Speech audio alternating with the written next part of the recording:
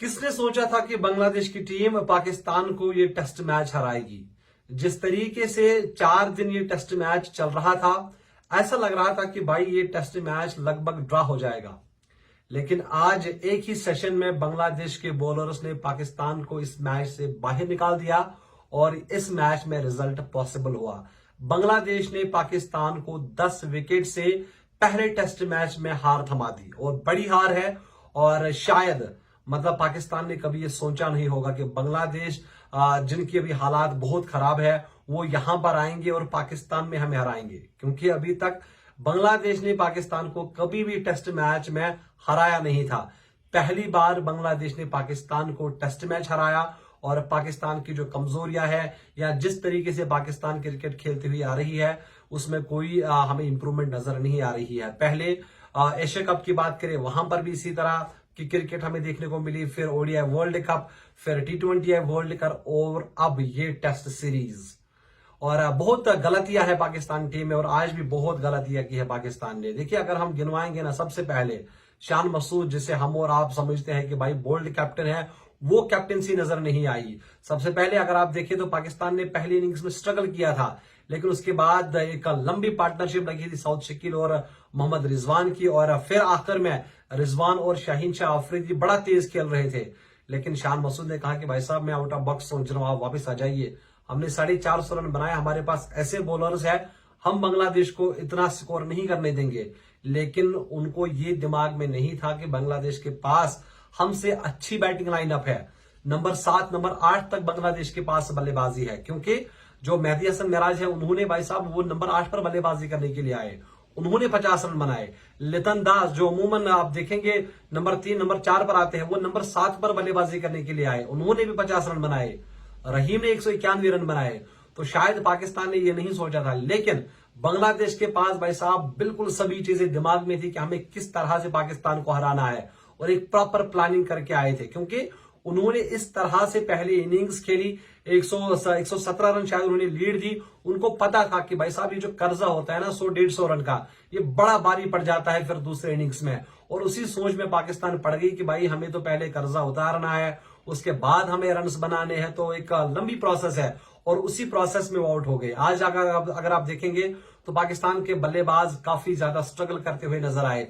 सबसे पहले शान मसूद, आप सभी जो गलतियां आप शान मसूद के ऊपर नहीं डाल सकते, लेकिन मेजर गलतियां की है जो शान मसूद है उन्होंने, क्योंकि एज ए कैप्टन आपको देखना था भाई साहब। अभी आप देखिए दूसरी इनिंग्स में बांग्लादेश के जो स्पिनर्स है उन्होंने 7 विकेट्स लिए, शाकिब ने 3 विकेट्स लिए, मेहदी ने 4 विकेट्स लिए, लेकिन आपके पास एक भी स्पिनर नहीं था। आपके पास वही सलमान अली आगा, वो भाई साहब आप 40 ओवर कराओ, 50 ओवर कराओ, 70 ओवर कराओ, वो विकेट नहीं लेगा। पिछले 13 मैच में 13 विकेट से उनके, तो वो कौन सा स्पिनर है आपके पास? आपके पास था अबरार अहमद, लेकिन अनफॉर्चुनेटली उनके साथ बड़ी नाइंसाफियां होती रही है और अभी तक अबरार अहमद से नाइंसाफियां होती आ रही है। और अबरार अहमद को आपने आउट किया तो वो आपकी सबसे बड़ी गलती थी। एज ए कैप्टन आपको सोचना चाहिए था कि भाई साहब एक प्रॉपर स्पिन हमारे पास जरूर होना चाहिए, लेकिन वहां पर आपने गलती की। उसके बाद जो आपकी बल्लेबाजी है, आप देखिए, चाहे शान की बात करें, हम बाबर आजम की बात करें, क्योंकि बाबर आजम भाई साहब पहले मैच पहली इनिंग्स में भी 0 पर आउट हो गए। आज उन्होंने 22 रन बनाए। तो अगर आप आपका जो मेन प्लेयर है, अगर वो रन्स नहीं बनाए, और वो भी कहां, जहां पर फ्लैट ट्रैक्स है, जहां पर बॉलर्स रन बना रहे हैं, अगर आपका मेन खिलाड़ी रन नहीं बनाएगा तो फिर आप कैसे एक्सपेक्ट करेंगे कि आप बांग्लादेश को हराएंगे? बांग्लादेश नो डाउट थोड़ा बहुत कमजोर टीम है, लेकिन बांग्लादेश की टीम ने आपको घर में हराया, तो फिर इंग्लैंड का तो कोई मलाल नहीं रहना चाहिए अगर इंग्लैंड आपको पाकिस्तान में 3-0 से हराएगी। और फिर आपको साउथ अफ्रीका जाना है, तो वो भाई साहब अवे टूर है, वहां पर भी आप हारेंगे। फिर वेस्ट इंडीज है, तो जो आपके सपने थे कि भाई हम WTC का फाइनल खेलेंगे, मुझे तो आगे की प्रोसेस समझ नहीं आ रही, क्योंकि आपको हर मैच जीतना होगा, जो कि काफी ज्यादा मुश्किल है। बांग्लादेश ने हिस्ट्री क्रिएट की है और आज तक बांग्लादेश ने किसी भी टीम को 145-146 पे ऑल आउट नहीं किया है। पहली बार बांग्लादेश ने किसी टीम को 146 के स्कोर पर ऑल आउट किया है, और 10 विकेट से किसी टीम को बांग्लादेश ने टेस्ट मैच में हराया। और बड़े टीमों के साथ ये टेस्ट मैच नहीं खेलते हैं, आपके साथ खेले, उनके घर में मसले बड़े हैं, आपको याद होगा। लेकिन वो सभी चीजें बुलाकर ज्यादा ट्रेनिंग का मौका भी नहीं उनको मिला, स्टिल उन्होंने भाई साहब आपको दिखा दिया कि हम आपसे बेहतर साइड है और हम आपके साथ कंपटीशन करेंगे, आपको हम हराएंगे। और वही प्रोसेस उन्होंने भाई साहब इस पूरे मैच में दिखा दी कि किस तरह से दूसरे टीम को हम जो है प्रेशर में लाएंगे और उसके बाद हम ये मुकाबला जीतेंगे। क्योंकि किसी ने शायद नहीं सोचा होगा कि पाकिस्तान की टीम ये मैच हार सकती है या ये मैच मतलब ड्रा नहीं होगा। मैंने भी आज सुबह एक वीडियो बनाया था जिसमें मैंने कहा था कि भाई अगर अर्ली कुछ विकेट्स पाकिस्तान के आउट हो जाते हैं तो स्लाइड चांसेस है बांग्लादेश के पास, लेकिन ये तो बिल्कुल भी नहीं खबर था कि मैच 40 ओवर पहले ही फिनिश होगा।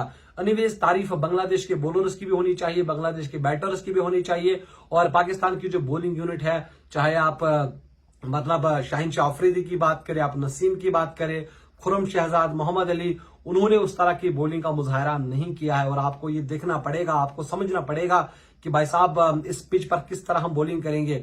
और पहले तो ये बताया गया था कि भाई साहब इस पिच में ग्रास है, इसमें स्विंग होगी, बल्लेबाज डरेगा, ये होगा वो होगा, 3 दिन में मैच खत्म हो जाएगा। लेकिन फिर ऐसा प्रतीत हुआ कि भाई इस पिच के ऊपर वो घास छिड़की गई थी, कोई घास नहीं थी, फ्लैट ट्रैक था और बल्लेबाजी करना आसान है। लेकिन जितना आपके लिए बल्लेबाजी करना आसान था, मेरे हिसाब से जो दूसरी इनिंग्स है, जिस तरह से बांग्लादेश के बॉलर्स ने गेंदबाजी की, वो ऐसा लग रहा था कि आप वहां पर नहीं खेल रहे, आप श्रीलंका में खेल रहे हैं। और जो सबसे आखिर में यही कहूंगा कि बांग्लादेश वो डिजर्व करते थे और उन्होंने पाकिस्तान को हराया। आप मुझे इजाजत दीजिए, आप अपना बहुत सारा ख्याल रखिएगा। अल्लाह हाफिज।